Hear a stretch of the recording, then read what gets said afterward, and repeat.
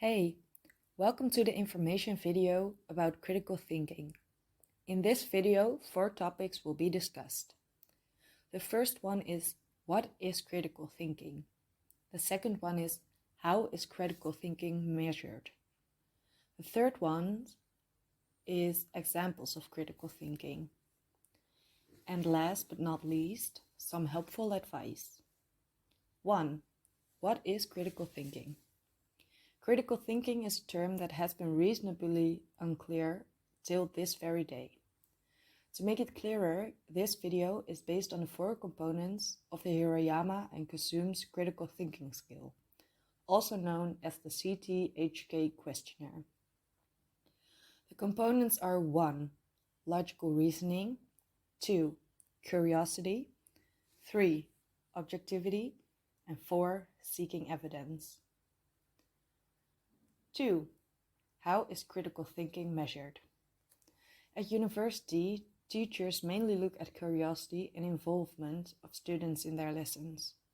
What they mean by curiosity is actively asking specific questions about the topics discussed during class. In addition, teachers also find it important that students are able and willing to reflect on themselves, on their own thoughts and behaviors. This can be linked to thinking before doing, which is also something teachers like to see. Teachers find it important that students think about activities they are going to carry out before actually doing them. Finally, being open to different perspectives stands the highest on the assessment list. It is important that one looks at different perspectives as objectively as possible, without judgment, and that one does not only let their own opinion count. It can be helpful to allow other perspectives to sink in and participate in the formation of an opinion or an action plan. 3. Examples of critical thinking.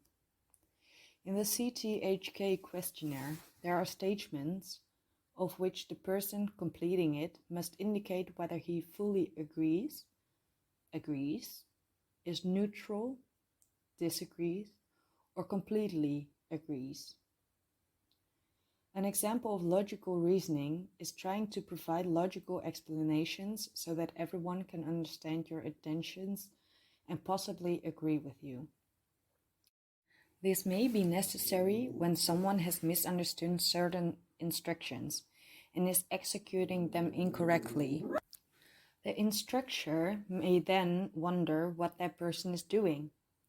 By explaining how someone interpreted something, the misunderstanding can be cleared more easily or quicker.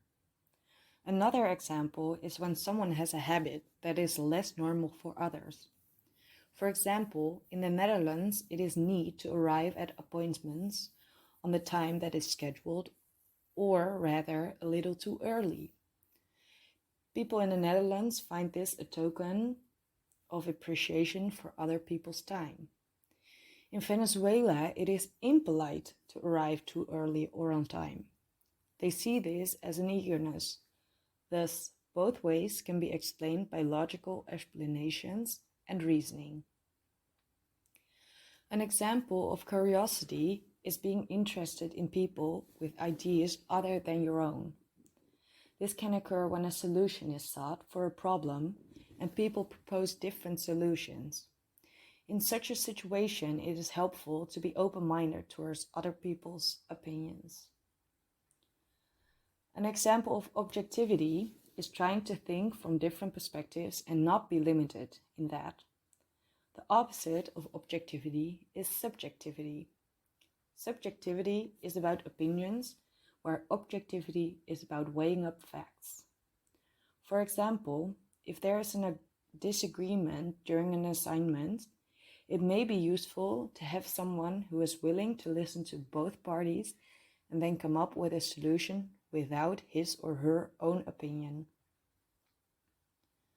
An example of seeking evidence is basing conclusions on factual evidence.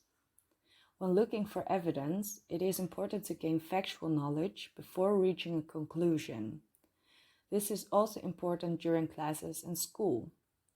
When making school assignments, one must first look up factual information before it can be used in the essays. 4. Some helpful advice. Teachers appreciate it when you are involved during classes. Show that you are a participant and especially think along by asking questions that deal with the curriculum. In addition to the questions about the curriculum, it is also good to ask more into-depth questions to show your curiosity. Ask questions that make you and others think. Self-reflection is a useful way for teachers to assist critical thinking in their students.